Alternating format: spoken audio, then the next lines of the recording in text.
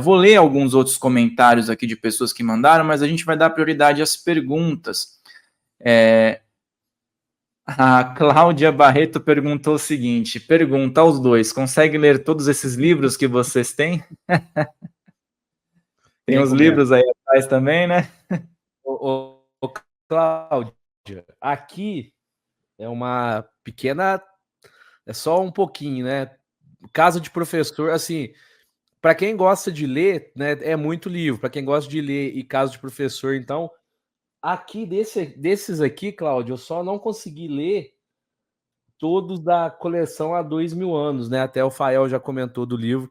Eu só consegui ler o Há 2000 anos. Os outros 4 eu não li. Os outros eu já li todos. Mas assim, aqui tem mais um móvel cheio de livro, tem livro para casa. E agora eu ganhei mais 3 livros do nosso querido Wagner Fiengo, né? E aí tem mais 3 então aqui, Cláudio. Ó, esses aqui eu ainda não li também não. Você falou do Wagner Fiengo, quem me indicou a participação dele foi o Gilberto Baccaro. Eu vou entrar em contato, ele fala sobre cirurgia espiritual, né? Ah, incrível. Ele fala sobre cirurgia espiritual. Wagner Fiengo é incrível, incrível. Ah, vou entrar em contato com ele. E agora, respondendo a minha parte aqui, esses livros todos que estão aqui, eu já li todos, exceto os livros do tarô, que são da minha esposa. Eu não sou dessa área, mas a gente coloca aqui porque ela também faz os atendimentos nesse cenário. E tem mais livros aqui embaixo, e tem mais livros lá dentro. Quando a gente está na espiritualidade, a nossa conexão com livros aumenta, a gente vai ganhando livros, né? Por exemplo, cada convidado que vai lá no estúdio leva 2, 3, e eu adoro. Para mim é um ótimo presente receber livros, e eu acho que todo espiritualista que atua, se não gostar de ler, tem que procurar fazer um esforço para começar a gostar, porque faz a diferença mesmo na trajetória o estudo, né? Todo espiritualista, toda pessoa que está dentro da espiritualidade tem que estudar. A Aninha falou assim, não acredito, eu estava perdendo essa live, agora não está mais. Chegando agora de Belém do Pará, seja muito bem-vinda. Vamos lá, pergunta da Raquel Bueno, nossa membro aqui do canal. Sempre presente também, você já falou que ela participa lá com vocês também, né? Uma pessoa muito antenada na espiritualidade. Como foi o contato do professor Luiz Fernando com o espiritismo? Como é que você deu esse pontapé aí? Então, Raquel, olha só que interessante. Eu moro aqui em Machado, no sul de Minas. Aqui é uma cidade pequena de mais ou menos 40 mil habitantes. Mas eu sou de uma cidade menor ainda, né? A minha cidade, o nome da minha cidade é Carvalhos, não tem nem 5 mil habitantes.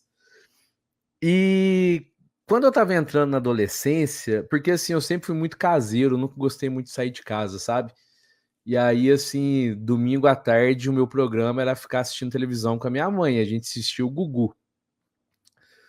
Aí teve uma época que o Gugu falava muito sobre o Chico Xavier, né? E aquilo foi me interessando, foi me despertando algo assim. E sempre vinha na minha cabeça a seguinte frase: quando eu for embora de Carvalhos, eu vou conhecer o Espiritismo. Mas eu nem tinha planos de ir embora, eu era um pré-adolescente.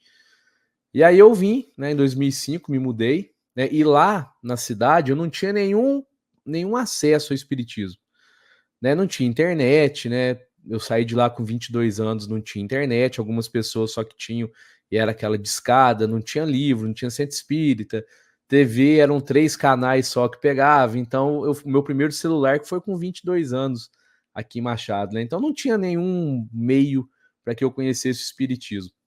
Aí me mudei aqui para Machado, e o meu primeiro ano aqui eu não procurei o espiritismo, e eu morava em uma república, e aí à noite eu comecei, olha só que interessante, comecei a ouvir passos em casa, e eu saía do quarto assim de madrugada, eu ouvia alguém andando, saía do quarto, abria a porta para ver quem era e não tinha ninguém.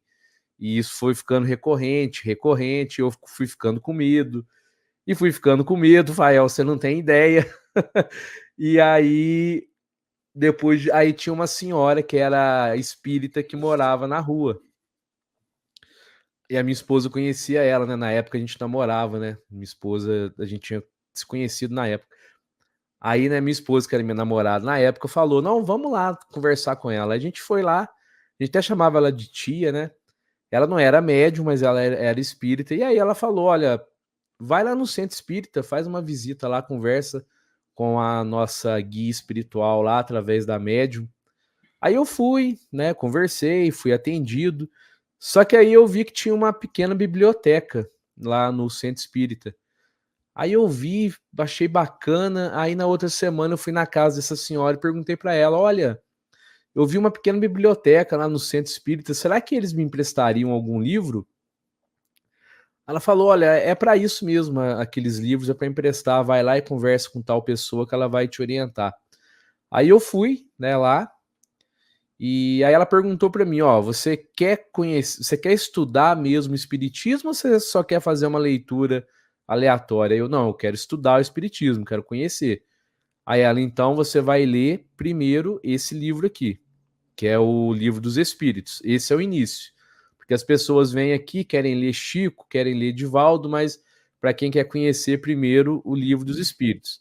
E aí depois ela foi me orientando, depois o Livro dos Médiuns, o Evangelho segundo o Espiritismo. Então, depois de ler toda a codificação, aí eu parti para os outros livros. Então, desde 2006 que eu venho nessa de estudar o Espiritismo, né, estudar as obras de Kardec, estudar outros autores também, e frequentando o centro espírita, enfim, já acho que 18 anos já nessa caminhada, mas foi assim que eu conheci o Espiritismo.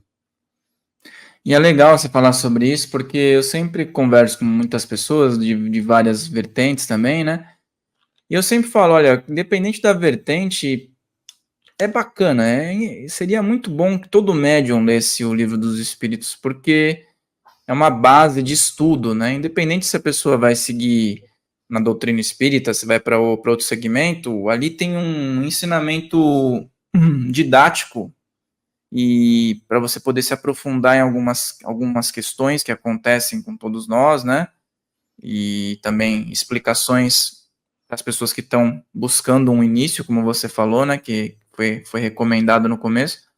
Então é um livro muito importante mesmo, principalmente aqui para a cultura ocidental, né? Que tinha carência dessa questão, né? Da espiritualidade. Se você for para a Índia, em qualquer época que você fosse para a Índia e falasse, tem reencarnação, eles iam falar, conta uma novidade para mim, né?